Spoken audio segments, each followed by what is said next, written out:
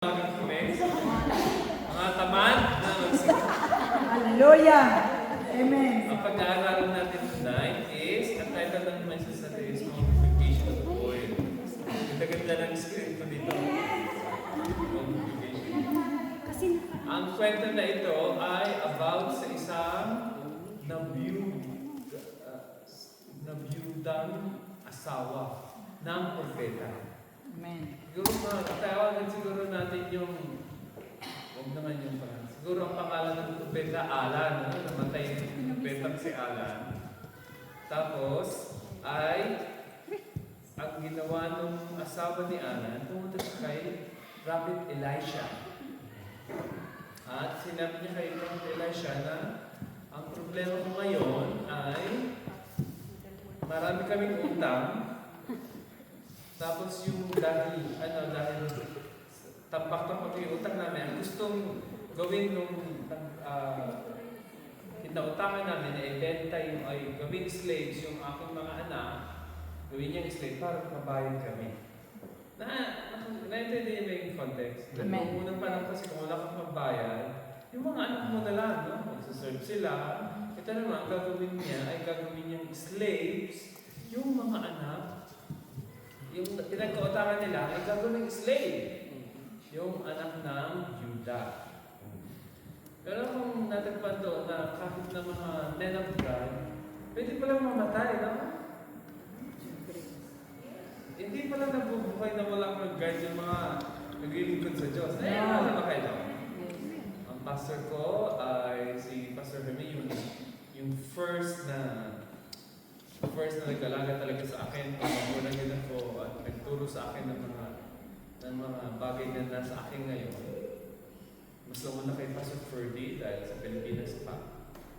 Ay namatay siya, I think last year. At namatay na siya dahil because of old age, no?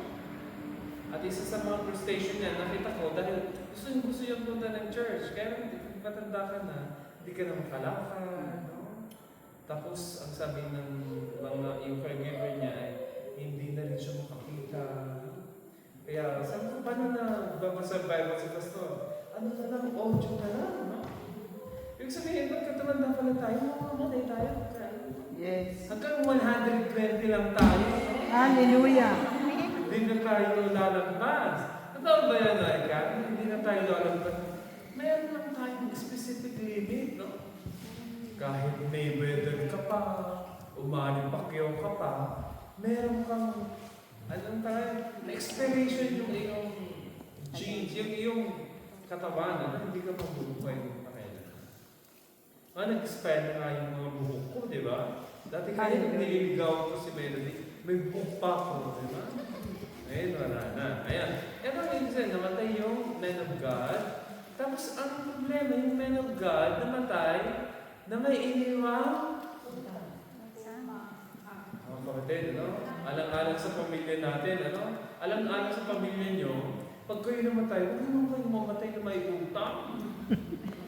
Di ba? Kunwari ako yung ang dami kong utang kay Ben. Tapos namatay ako babayad si Pastor Melody, di ba?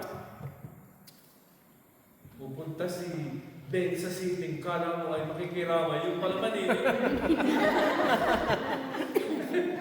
Pastora, baka hindi na sabi ni Pastor Ansel, dami utang niya. Kung minsan hindi natin ma-avoid na mangutang, tulad ito, no? Siya ay propeta, pero ang problema nila kasi noon, yung mga disciples ni Eliseo, yung pagka sila ay nagpastor o naging propeta, iniiwan na nila lahat ng trabaho. Na mas mabuti ngayon sa panahon natin na kahit nagpapastor, nag-work pa rin at the same time kasi gusto naman maging mo, puripot, pati naman tabi mo. Hindi naman ka. Hindi naman. Bista masuporta ng tama yung pastor. Minsan mga tao hindi nagsusupport, di ba? Pagka text and offering na nabubulag, di nila nakikita yung dataan. Hallelujah. Pero kaya, nung panahon ng mga propeta si Elisha, ay ang mga propeta, sumusunod sa kanya. Meron siyang tinatawag na School of the Prophets. Ano yung sabihin na? Pupunta siya, kunwari nandito siya sa Gilead, sa isang lugar sila. Nandiyo yung mga alagad niya, meron silang school. Tinuturuan niya sila ng Torah, tinuturuan niya sila kung paano umawit. Mga propeta ng unang panahon, kahit sintunado kumakanta. Hallelujah. Talagang kumakanta talaga Amen. sila. At tinuturuan din sila mag-dance. Yung mga grupo ni Elisha the prophet, hindi mga solemn na prophet. No? Mga ecstatic. Hindi nga ecstatic. Yung mga nag-worship. Nag-worship na tapos nagiginig. Nakakita naman kaya, tapos sa kanila yung mga Quakers. Nag-quake sila pagka nag-worship sa Diyos. Kung sa ating mga conservative, dahil mga Baptist kayo, alam ko. Kung minsan, interpretation natin doon, mga extreme, no? Pero yung expression nila kasi ng worship doon, kakaiba, hindi katulad natin sa atin. Ang tawag natin sa church natin, indecent and in order. Meron talagang God sa pastor, pag-overtime ka, God sa pastor. Meron talaga tayong decent and order. Sa panahon ng mga prophets noon, dahil wala naman silang mga services, wala naman silang yung ganitong oras, hindi sila nagre-renta. Meron silang sabihin, talagang yung kanilang form of worship is very expressive and Mrs. Kirkeball, they are loud. They're very loud. Very loud. Yun ang talagang form of worship nila. At para sa kanila, pagka hindi sila nanginginig o walang manifestation ng Holy Spirit, parang feeling nila hindi sila puspos ng Holy Spirit. Kaya, yung mga propeta yan. Kaya si Prophet Elisha, yung mga disciple niya, turuan niya na, oy, trabaho kayo dahil may mga anak kayo, may pamilya kayo. Ang sabi niya, bakit naman kayo? Sama-sama na lang tayo mag-pray. Hintayin natin ang Diyos mag-provide. Kaya ang Diyos kumisan, hindi nag-provide. Ang ibig sabihin, nag-provide. Kuminsan, tama lang. Kuminsan, wala lang. Sobra. Nasasabay nila. Amen. Isa sa mga, ang exposure ko kay Pastor Hervey nung kami ay mga junior worker pa, ang turo sa amin mga kapatid, bawal magtrabaho. Dapat nakakonsentrate tayo sa gawain, outreach, hahayo. Kaya kami paano kami magkakapera? Sabi niya, punta tayo sa church. Kala ko dun sa church may envelope. Kaya pala pupunta kami sa church, luhod na tayo, tingin tayo sa Diyos ng pera. At luluhod kami, pag tayo namin, hindi nagpadala ang Diyos ang pera. Alam mo ba, Esther? Pero sabi ni Pastor, doon daw kami yung pipray sa church, at ang Lord daw magpaprovide. Hindi nagpaprovide ang Lord ng pera. Sino nagpaprovide? Yung mga sister. Dadating yung mga sister. Ay, Pastor Ana, tagal ko nang gustong ibigay ito. Nakakalimutan ko sa loob ko. Matagal ko nang kailangan yan. Kaya manong ito kung minsan, lahi sila ng kori. Dilaw. Kurepo. Ayaw nyo ibigay. Kung minsan mahirap naman magbigay. Sister Lea, si Sister Lea, mapagbigay yan Kaya hindi ko pwedeng sabihin. Di ba,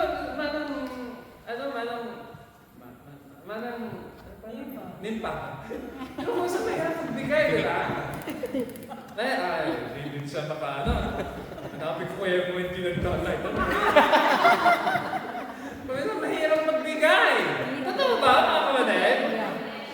May Pastor Mercy, o madali lang, no? Kahit sister nila. May time na nasanay na tayo magbigay. Pero kung minsan, pag gipit, ang hirap magbigay. Kunwari, extra need na pinaya yung anak mo, o nauntog yung asawa mo sa siling ng bahay mo. Kailangan ng extra gas mo. Yung asawa mo. Tangkad naman. Pero kailangan ng extra na kung minsan yung yung ibibigay ko sa Lord, parang padala ko na lang kaya. Parang na-extra sila. Pero parang ako lang yata yung gano'n. Pero ang ibig sabihin, kung minsan may mga time na hindi tayo nakaposition na magbigay. Amen ba? O, I hope palagi tayong mapagbigay. Pero kung minsan hindi din, ano? At tulad nito, yung mga School of the Prophets, wala silang enough na funding. Bakit wala silang enough na funding? Manong Charlie, bakit walang pera yung mga propeta? Wala naman silang trabaho.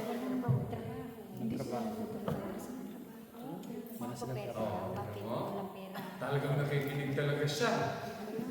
Manong, bigyan mo ako reason, bakit wala silang funding? Bakit walang pondo yung mga propeta? Dahil walang nagbibigay sa kanila. Oo. Una sa lahat, siguro hindi sila nanghihingi dahil mahihayin mga propeta.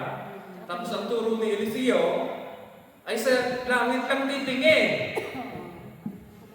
Amen ba, Sister Tess? Yung mahirap, ano? Mga kapatid, pag ako'y sa langit lang titingin, walang pera.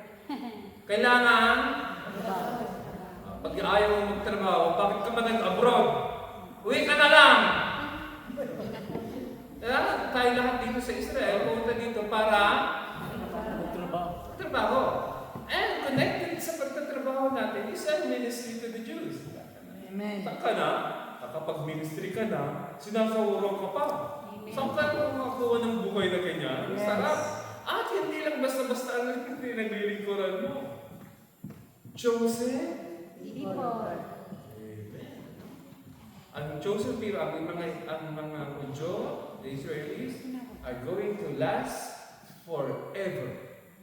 Pagdating natin sa langit, may mga Hudyo pa rin doon na born again, na makakasama natin. They are not going to be erased. In this life, sabi ng mga Hudyo, and even in the ulang haba, and even in the world to come, nandun pa rin sila. Kaya itong si na kailangan niyang nag-ask ng solution ngayon, yung byuda. Propeta Eliseo, ang iniiwan naman ng asawa ko ay hindi mana. Kundi mana ng utang. Ano ang gagawin ko? Yung mga anak ko ay gagawing alipin ng mga pinagkautangan ng asawa ko. Anong gagawin ko ngayon? Kaya anong solution ni Eliseo? Ang solution ni Eliseo, manghiram ka ng mga vessels, no? Bote, paso, vessels na lalagyan. Tapayan, ano? Ano ka ng mga maraming tapayan, maghiram ka. Napansin mo ba, Sister Maricar, na hindi pera ang pinahiram niya? Anong pinahiram niya ulit? Vessels, tapayan. Maghiram ka sa mga kapitbahay ng tapayan. Kaya pwede maghingi ng tapayan, manghiram ng tapayan. Ibig sabihin, pag ginamit mo yung hiramin ko yung buti ni Ate Annabelle, ibabalik ko din, no? Bigyan ko ng oil, pagka naubos na yun, ibabalik ko din. Kaya pwede maghiram ng tapayan. Huwag ka namang maghiram ng pera.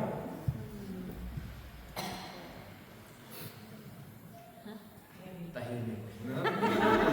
Huwag tayo bakit hindi dapat lang hiram? Dahil pag ikay naghihiram ngayon, tinataya mo yung pera mo pang matatanggap pa in the future. Ano yung sabihin nun? Kunwari naghiram ako ngayon, ang gagastusin ko ngayon, tinataya ko na yung sahod dahil hindi pa pumasok, dahil hindi pa G's. Parang 13 months. Parang 13 months sa Pinas. Di ba? Hindi. Dapat, pag dumating na yung pera mo, doon ka palang gagastos. Amen ba? Tama ba ate Lai? Tama ba? Dapat pag dumating na yung pera mo, doon ka lang gagastos. Huwag yung hindi pa dumating, ginagastos mo na. Kung minsan mas mahaba pa yung gastos mo kaysa yung dadating. Di ba? Tinuturuan tayo ng Lord na yung pangungutang ay hindi talaga Ang will of God is, magtiis. Amen. Ano ibig sabihin ng magtiis? Comprehend, hindi mo gagastusin yung pera na wala ka sa kamay mo. Hintayin mo munang dumating. Wala na nagbabang. Dapat na sa kamay mo muna, hindi yung wala sa kamay mo. Ginagastos mo na. At bali, dadating naman na. Malapit na. Ajis! Ano ba ngayon? Oo, bukas na. Dadating na. Dapat hintayin mo munang dumating. Bukas na. Papuntay mo muna sa kamay mo bago mo gastusin. Huwag mong itinataya na kaagad. Di ba? May sahod na mga bukas, papasok na bukas, maaga. Mamaya alas 12 dadating na. Diba? Sa aking mga nagkumisan si Melody, sinisingkil ako, Alan, meron na bang alert? Kasi meron kami sa SMS na, pagka napapasok na yung pera, kuminsan wala pang, yung paglipat pa lang ng, mamaya magsasyarat ka, pupuntang 12, meron na agad text. Galing naman, parang automated. Nakapasok na kaagad yung pera. Kaya palagi, ang sinasabi ni Pastor Ronald, meron na ba? Wala pa. Balik ka. Pero di ba kailangan hintayin mo munang mapasa iyo bago mo gastusin. Yan ang pinuturo sa atin ng Bible. Tapos, nang nagkaroon na silang maraming kabayan, sabi ni Eliseo, pumasok kayo sa kwarto, isa lang yung slig. Pumunta kayo sa isang room, close nyo yung slig. Sige nga, tanong ako ng konti. Ate Esther, palagay mo, pag sinasabi ng Bible na mag-close ng door, anong ibig sabihin nun? Anong ibig sabihin nun? Pag sara nyo yung pinto, Anong gagawin pag sinara ang pinto? Then, anong gagawin pagka isara ang pinto? Bakit sinasabing isara ang pinto? No one can come in. One can come in. Except? Blessing. Palagi yan pagka si Jesus, palagi niya ginagamit yung expression na shut the door behind you pag ikaw ay magpipray. Kaya ibig sabihin, sa mga keys ng their friend, ay hindi lang literally close yung door. You shut the door so you could pray by yourself. Palagi yan, paulit-ulit yung expression na yan na lock the door, close the door. That means, mag-isa ka lang into your Father's arm. Diba? Palagi yan, ha? Hindi yan sa Bible expression, pag kinlose ang door, ibig sabihin, papasok ka saan na lang dyan Presence of the Lord. Oo, di ba, Ate Cathy, di ba? Pagka ikaw ay nag-lock ng door, ibig sabihin, may other kang pintuan na bubuksan. Anong pintuan? Presence po nila. Pintuan ng langit, di ba? Kaya meron tayo tinatawag na open heaven. Di ba? Hindi nag-open ang heaven mag-isa. Nag-open ang heaven through Prayer. Oo, dapat hindi natin yung nakakalimutan. When you shut your door, ibig sabihin, pasok mo yung mga anak mo, mag-pray kayo. Tapos, anong gagawin? Anong gagawin sa sarili niya? Pagkatapos nilang sinat ang door at nagtipon-tipon sila ng pamilya, mag-umpisa, nag-pray na sila. Anong umpisang gagawin pagkatapos manalangin? I-isuli yung Sabi ni Eliseo, sabi ni Elisha, yung natitirang konting olive oil, ibuhos mo doon sa tapayan. Nabasa na ba yan, Ate Delia? Ibubuhos daw yung natitira ng olive oil ng babae, ay ibubuhos niyang, umpisahan niyang pupunuin ng mga tapayan. Diba? Ate Delia, nabasa na ba yan? Pangyayari. Di ba? Di ba? Nabasa na na ba? Nabasa, anong nangyari? Napuno. Napuno, Walang non-stop. Hindi ko maintindihan. Oo. Napuno lahat ng Binuhos niya, hindi dahil to. Di ba, konti, dapat yung isa pangalan mo tapayan ay hindi na enough, diba? So, dapat, hindi na ito yung oil, puno ng puno. Kaya pag napupuno, manong papali, anong ginagawa niya? Well, napupuno na yung isa. Anong gagawin sabi niya? Anong sabi niya? Lagyan na naman. Oh, sabi niya sa anak, yung isang iba pa. Diba yung... Bagay mo, ilang kaya ang mga nakuha niyang ano? Nahirap niya kaya tapayan. Ilang kaya banga ang nahirap niya? Madami. Marami. Magulang ko naman, hindi mga ilan ang nahirap niya sa kapitbahay. 17 liters enough to pay the bill. Ano? 70. Enough money to pay for the money. English kasi, hindi ko maintindihan. Sabi niya, sobra daw para mabayaran lahat ng utang. O sige, imagine natin na, benteng, banga. No? Buhos ng buhos, hindi pa rin naanto.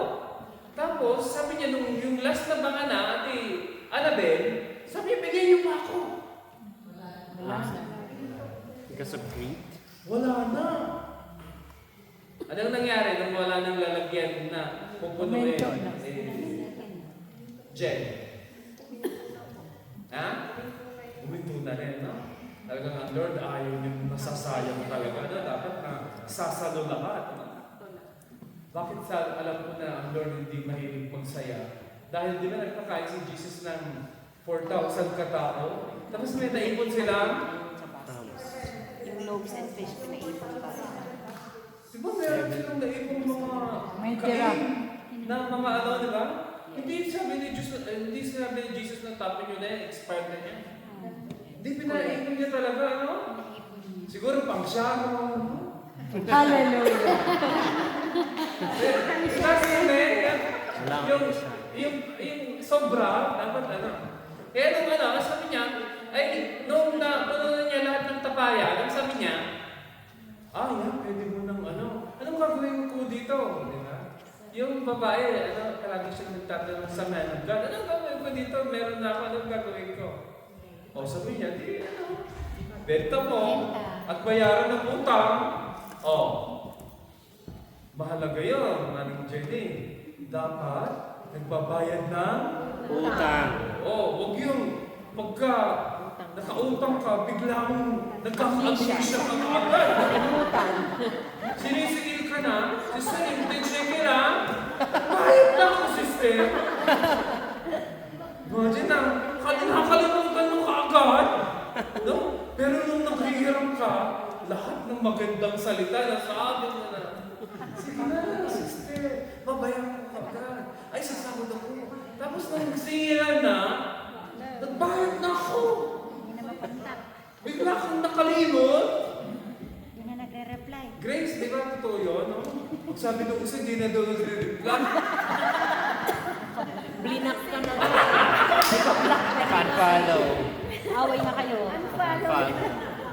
Ay, pagbenta mo, para meron kayong kabuhayan, bayaran mo yung para hindi ko na yung mga Anong sinasabi sa Lord sa atin dito? Sinasabi ng Lord sa atin dito. Dahil ang topic natin ngayon, tapos nabayad yun sa Ministry of the Heart. Dito na ngayon tayo sa Ministry to the Hurting. Dito sa time ngayon, sino ang hurting dito? Yung byuda, di ba? Yung byuda. Hurting siya dahil una namatayan, grieving, nahirap mamatayan. Kung natry yung mamatayan, nahirap mamatayan. Kaya isa sa mga pasalamat ko sa Diyos na nagkaroon tayo ng bagyo at baka, pero hindi libo-libo ang namatay. Salamat ko sa Diyos na parang 100 something lang namatay. 100 something? Ang Yolanda, hindi 100 something. Libo. Grabe. Kaya sa akin yung, hindi dahil sa kukonting namatay, yung bang ang ibig sabihin, mabuti na lang na sira ang mga properties, pero buhay pa mga tao. Amen. Ay, anong aanin mo na meron kang bahay, patay naman yung mga kamag-anak mo. Diba? Para sa akin, pag titimbangin yung buhay ng tao, properties, Buhay. tao pa naman yung properties. Buhay ang mahalaga. Tama ba tayo? Kapatid? Amen. Dapat buhay palagi. Pagka kasi yung properties, kaya ni Brother Ben hanapin niya, di ba? Pero yung buhay, hindi mo kailangan mabuhay ka agad, di ba? Kung ikaw'y namatay na, hindi mo na kaya mabuhay na muli. Tama ba, Sir Blessing? Amen. Pag namatay na ako, hindi ko na kaya Sir mabuhay Blessing sa sarili ko. Dadalaga sila. Di ba? Pero yung properties, you can always earn. You can always... Yes. Tuwa ako sa mga Pilipino dahil nabaha na, nag-inspire pa rin, Isa sa mga gusto ko sa Pilipino, mahirap ang pinagdadaanan, naka-smile pa din, no? Yan ay positive at negative. Positive in the sense na kaya mong tawanan ng problema mo, no? Pero ang problema sa Pilipino, tawa ng tawa. Iba na yun. Hindi nagtatrabaho, hindi nagpapakaunlad, hindi nagbabalot ng buto, hindi nag-iirap. Tawa lang ng tawa. Sa mental po ba yan? Iba na yun. Mga kapatid, okay din yun. Okay din ito mga. I like to laugh. Ang paborito kong panoorin sa ay Pepito at saka may Manuela, di ba? Kahit napanood ko na lahat ng Pepito, pinapanood ko ulit. Si Manuela, kilala mo si Manuela? Yung na-18. Manuela. So gusto ko yung si Manuela dahil merong part doon na sabi ng maestra, give me an example of big fish. Ang sagot niya, the big fish of Uncle Jonah. Sabi ni Manuela. Sabi ng maestra, walang ganon. Dahil maliit ang throat ng whale, hindi pwedeng pumasok ang isang buong tao sa, sabi niya ay, pag ako'y pumunta ng langit, tatanungin ko si Uncle Jonah, paano pumasok yung tao daw doon sa malaking, sa whale. Sabi ng maestra, paano kung si Uncle Jonah mo ay wala sa langit? Sabi niya, kung ikay pupunta ng pelo, ikaw magtanong. Gusto kong panoorin yung mga nakakatawa dahil ang hirap ng buhay, di ba? Amen. Ang hirap ng buhay, di ba? Yung, pagka titignan mo yung mga nawalan ng amo, yung mga nakahanap ng trabaho, yung mga hanggang ngayon, maliit pa rin sahod, parang nakaka-depress, di ba? Yung pag ilan tayo magkakapatid, tapos iniisip mo lahat ng kalagayan ng mga member. Minsan ikaw na, parang nahihirapan ka din. Kaya ang ating outlet ay Manuela, no? Nandun ko na Manuela, o si Pepito, di ba? Ang gusto ko kay Pepito, yung mga katulong ni Pepito ng mga matatalino, Maria, no? Maria. Gusto ko yan, dahil parang, bakit ka na, kasi parang sa akin, at least sa konting panahon, mapasyal naman ako sa ibang mundo, no? Dahil pagka nasa real world ka, ang dami yung pasanin. It's okay na magkaroon ng pasanin, pero at least meron ka ding balance, no? Yung, dito ka, tapos, magpakasaya ka din, no? Kaya pagkasama ko yung kapatiran, hindi ko kunikwento lahat ng Biyernes Santo, no? Pinapakinggan ko din naman yung mga masasaya, no? Yung mga nakakatawa, Manong Jenny, di ba? Hindi lahat.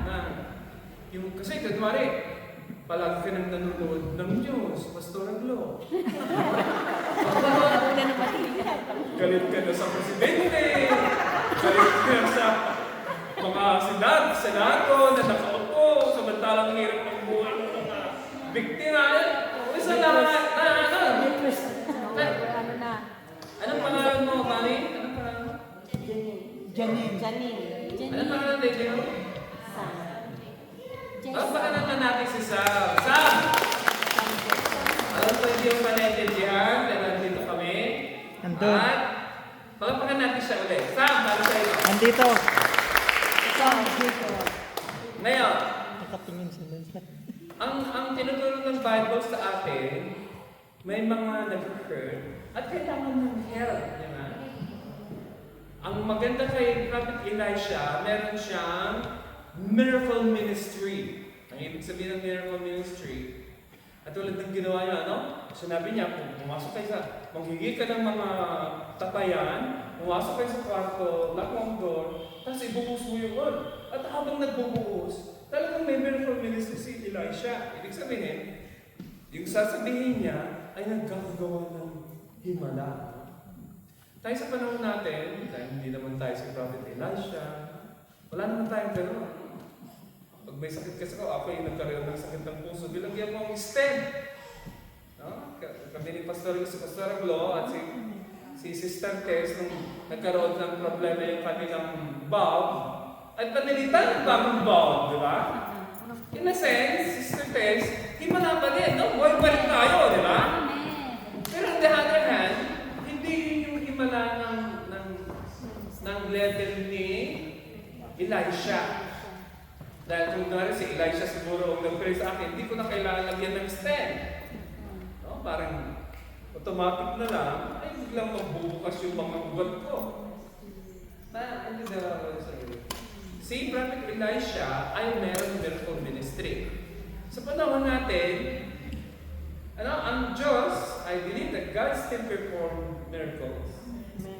Kaya lang, tayo naman mga tao, hindi natin kayang magbigay ng sacrifice katulad ni Elisha at ng mga prophets niya. Maliwanag na yun, Pastor. Kung hingi ka ng himala, hindi pwedeng may himala ka, tapos walang sacrifice. Kung gusto mong magkaroon ng miracle ministry, kaya mo ba ang sakripisyo ni Elisha? Baka si Elisha hindi na kumakain para magkaroon ng miracle ministry. Hindi ko kaya yun. Gutom na ako. Kung nasa isip ko, ano kulang na nilunod? Hallelujah. Kaya, may mga specific, yung mga prophets sa Old Testament, sila yung mga men of prayer and fasting. Hindi man of prayer and eating katulad natin. They really do fast. I mean, fasting na nila is lifestyle. Kung saan kung hindi na kain nila, hindi na sila kumakain. Dahil nilingi nila yung supernatural, miracle working power of God na mag-manifest sa life nila. Amen. At yung kanilang level ng sacrifice ay binapansin ng Diyos. Amen. Tayo, kaya lang natin sacrifice at pag-attend ng church, tithes and offering. Pero fasting, hindi natin kaya. Gutom na tayo kaagad, di ba? Di pa tapos si Pastor.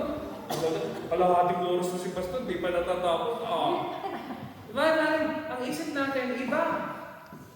Ang isip natin ay maka-earth, maka-mundo. Paano natin i-feel yung gutom na tiyan natin.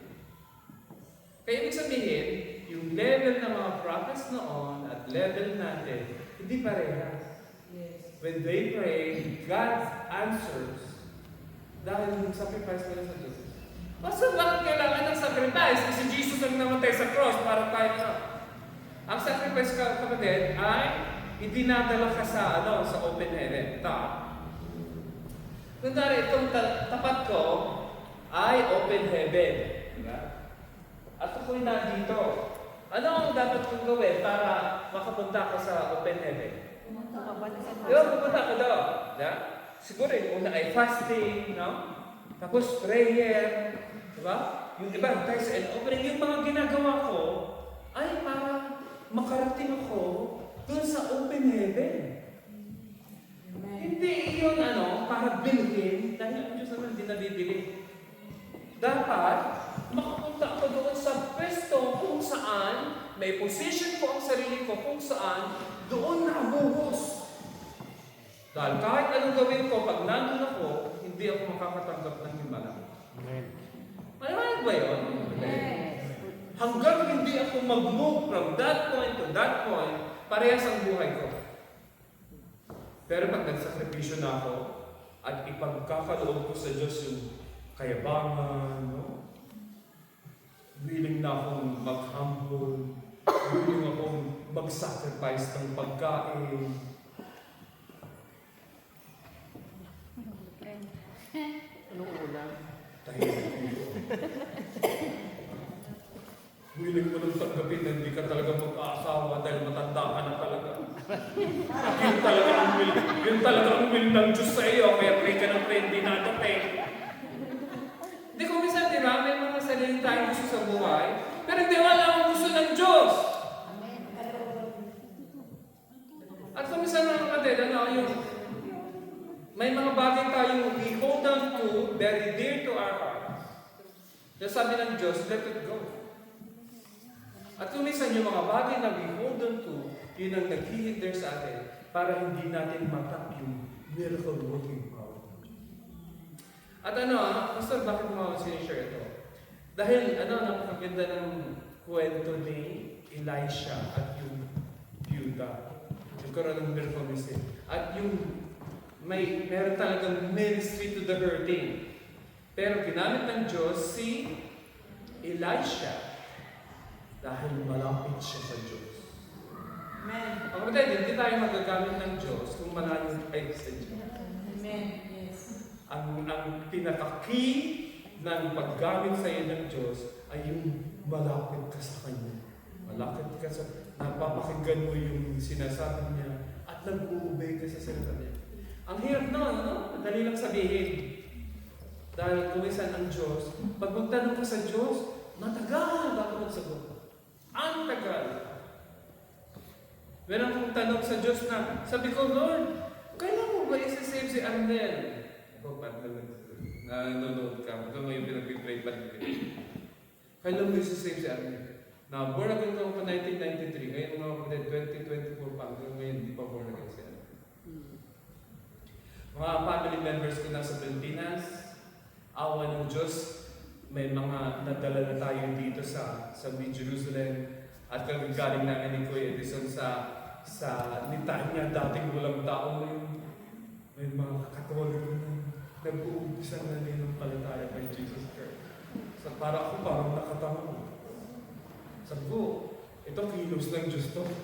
Dahil hindi namin pwedeng i-born again ng mga Katoliko. Pero sila mismo, yung isang sister sabi niya, Pastor, alam mo, palagay ko, kaya nabaha ang Batangas. Sabi niya, parang kasing hindi sumasamba sa Diyos po. Sabi ko, parang nakapatuloy ito. Parang nag-iisip ako dahil, bakit ganyan sa magsalita? Samantalang ako, nahihiya ako magsabi ng gano'n. Yung isang na born again, nakilala niya, sa Jesus ang tagapagligtas. Siya mismo ang nagsasabi niya sa akin. Sabi, alam mo, Pastor, bakit nabaha kami? Sabi ko, bakit? Dami yung sumasamba doon sa Diyos sa amin sa Batangas. Sabi ko, hindi na. Sawa ko naman, pabinsa-binsa na. Pero para sa kanya, very bold siya. Dami niyang kakilala kung mag-anak. Pastor, lahat, Katoliko.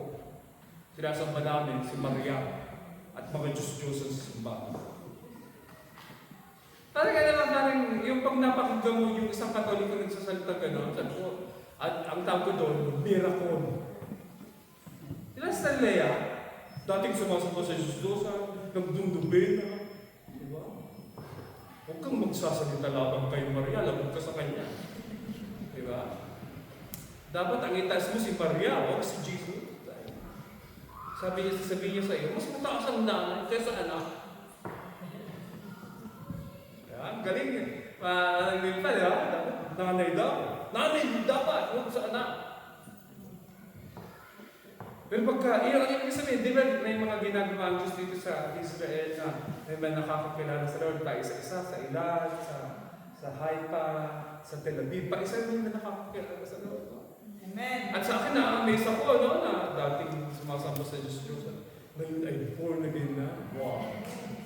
Sa akin parang hallelujah. Tapos tayo sa Lord. Kapag nakikita ko yun, sabi ko, hindi namin gawain ito.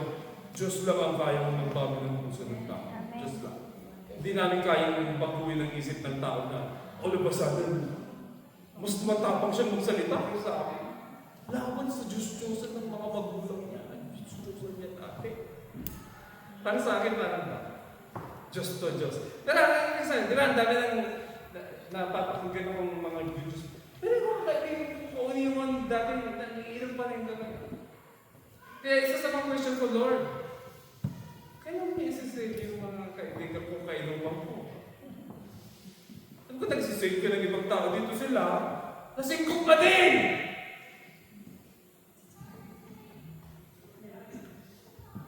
At ano? Ang tawag dyan, we hope against all hope. No? Pastor Bro, hindi tayo hinto. Amen. Siguro hanggang mamatay ako mag-pray ko, Lord, kailan mo po-born again siya? Amen. Kailan mo po-born again siya? Yung mga kasama ko sa inuman. O mga kamag-anak ko pa, kailan sila makaka-inom? Amen. Mag-anak ko, adik ka lang.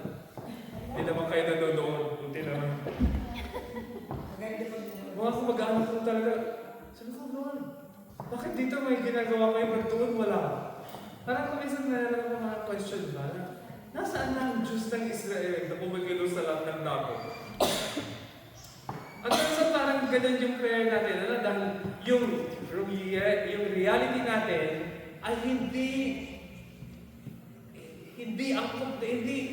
yung nakikita natin lumala sa Bible, napakalaki, doon sa reality natin. Bakit gano'n? Totoo ba yan? Hindi mo ma-relate yung sarili mo sa himala dito sa kalagayan natin. Sa panahon ni Eliseo, pag pinupur out yung oil, dumadawi, walang pati. Sa atin, hindi ganoon.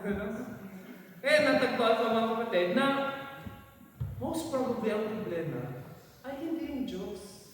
Yes. Most probably yung tao. Amen. Ba? Basta bakit sasabi mo ay tao? Dahil lahat ng kailangan natin dito sa earth, at sabi ng Bible, natupad na ng Diyos, binigay na ng Diyos sa atin sa pamamagitan ng cross. Cross. Amen. Tayo na makakalapit na sa Diyos. Totoo ba yan? Kailangan ba natin magsakripisyo bago makalapit sa Diyos? Hindi, bukas ng langit, no? Kaya lang, bakit meron pa sabi mo bukas ng langit, bakit meron pa rin akong gagawin? Dahil lahat ng binibigay ng Diyos ay merong pambayad. Anong pambayad, Pastor? Faith. Amen. At yung faith na yan, kung minsan hindi nagiging pure. Hindi lang siya nagiging pure dahil sa pakikinig. Kasi meron ka din mga isusunod sa buhay mo. Pagkain, salapi, ambisyon, boyfriend, kung ano, asawa, ang dami mga bagay na kailangan mong isuko para makuha mo yung miracle ng Diyos. Ngayon ang tanong, kung willing ba tayo isuko? Let's pray.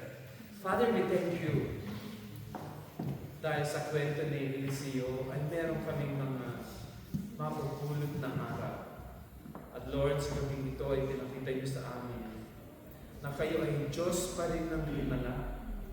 Na meron pa rin kayong kayang gawin sa buhay namin dito sa Israel at sa buhay ito.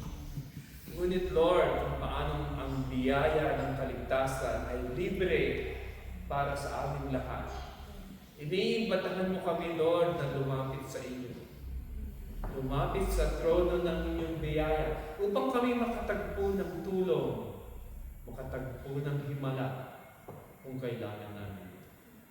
At Lord, sa gabing ito, Lord, i-reveal niyo sa puso namin, i-reveal niyo sa isip namin, i-reveal niyo sa amin, Panginoon, kung ano yung mga naghahadlang upang hindi namin makamit yung miracle na inilaan niyo sa amin dito sa ibabaw namin.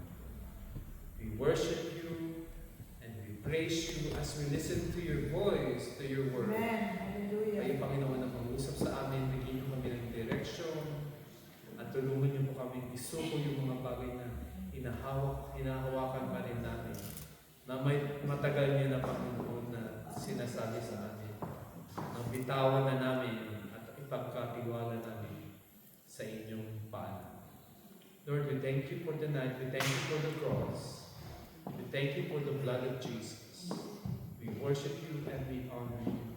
In Jesus' name. Tayong lahat ay magsabi na, tayong lahat ay